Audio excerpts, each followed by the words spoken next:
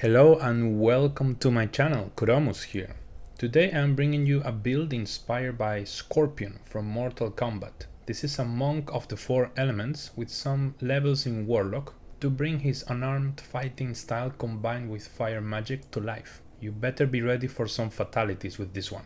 Before I introduce the build summary, let me tell you I will start very shortly a challenge run in this channel.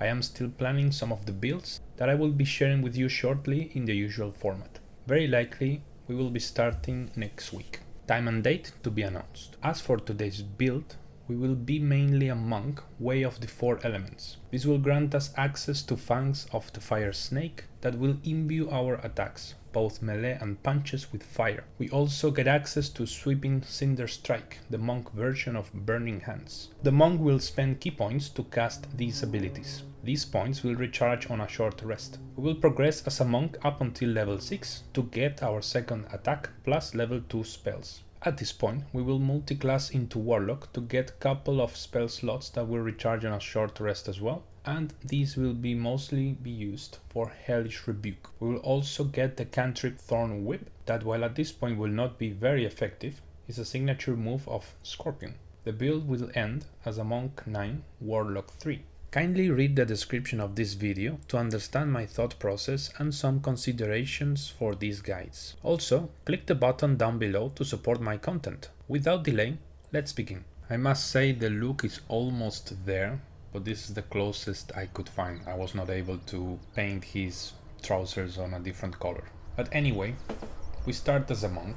Monks can use their dexterity, if it is higher than strength, to perform their melee attacks and weapon attacks. Also, we will add our wisdom modifier, currently a +3, to our armor class as long as we don't wear any armor. So we will focus on dexterity and constitution and a bit of wisdom. At monk level 2 we will get patient defense. This will be our main mechanism to avoid damage, and we get the opportunity to dash or disengage as a bonus action by spending a key point. At level 3 we select our subclass, Way of the Four Elements, and we're going to choose Fangs of the Fire Snake. As we explained before, this is the main signature ability of our build, and Sweeping Cinder Strike, which is the equivalent of the spell Burning Hands. We choose a third spell and then we move into level 4 to get access to our first feat. Keep in mind, if you don't like any ability, you can replace the spell as usual. Here we will focus on ability improvement, dexterity. At level 5 we get our second attack and Stunning Strike. Unless the enemy succeeds a constitution saving throw, they will be stunned and they will skip their next turn. Attacking a stunned enemy will always guarantee critical hits.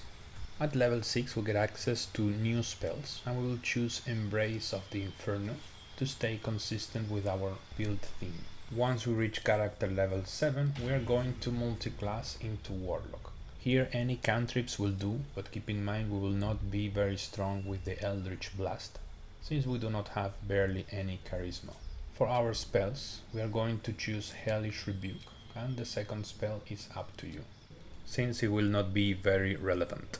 At Warlock level 2 we get to choose 2 Eldritch invocations. You can go for Beguiling Influence if you want to have stronger deception, but in this case we will just go for Devil's Sight and Fiendish Vigor, since we do not have that many hit points. On our third and last level in Warlock we are going to select 2 level 2 spells, and we are going to go for pure utility. The first one we are going to take is Misty Step, and the second one will be Invisibility.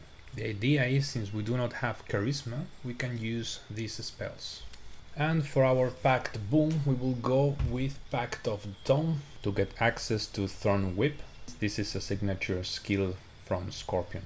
At monk level 7 we will get Evasion. This will help us with our dexterity saving throws, and Stillness of Mind that will automatically dispel some ailments on us. On our next level we get access to our second and last feat. In this case I decided to go for ability improvement dexterity, however you can also go for Savage Attacker. Keep in mind we're going to throw a lot of punches each round, so this will drastically increase our damage. or we can also go for Elemental Adept if you want to focus more on the casting side. To finish the build, we take our last level as a monk. The main reason is because at level 9 you will get a passive improvement in all your spells.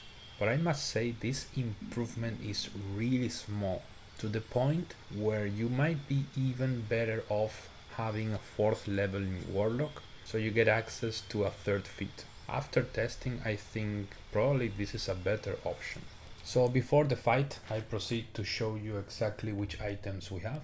The hoodie is just for show because it's light armor, so it will not combine well with our monk class. And the rest of the items, nothing extremely overpowered. I just want to show you how the build works, focusing on the skills and the spells.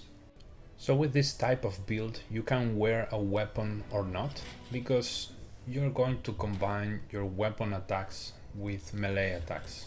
As it is tradition, we go first for the wizard, try to bring him down. I really like this subclass of monk, and it's a bit of a shame that it's not on par power level wise with the other two monk subclasses. The monk of the open hand is just extremely busted compared with the other two.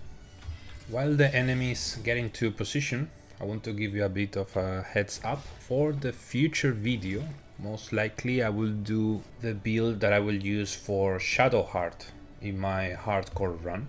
Very likely that it will be a Tempest Cleric, most likely 12 levels into Tempest Cleric. But her role will be a tank support, not a damage dealer. Anyway, back to the combat. We want to get patient defense, so the enemies have disadvantage to attack us. Otherwise we will get completely wrecked, most likely, because the dwarf is no joke, you have seen it. So to summarize a bit the character, the flow of play, we always want to open our turn with Fangs of the Fire Snake to imbue our attacks with fire damage. And then after that we can decide if we want to do a flurry of blows or a regular attack or do something else. For now we are holding just fine, we are avoiding everything. Of course it's easy because they have disadvantage, right? And on top of this, I think the 3 warlock levels are quite useful for this class because it gives us just that little bit of DPS as a reaction that we need sometimes to finish somebody off, right? And we have these 2 spell slots. We have also Misty Step for mobility. I know the monk is already quite fast, but Misty Step of course is the top tier skill or spell for movement. So the enemies are almost down and we managed to survive. We're also resistant to frightening effects, since we have the level 7 in the monk class that will automatically dispel some of these effects. So here we can use some Sweeping Cinder Flame to finish both enemies off at the same time.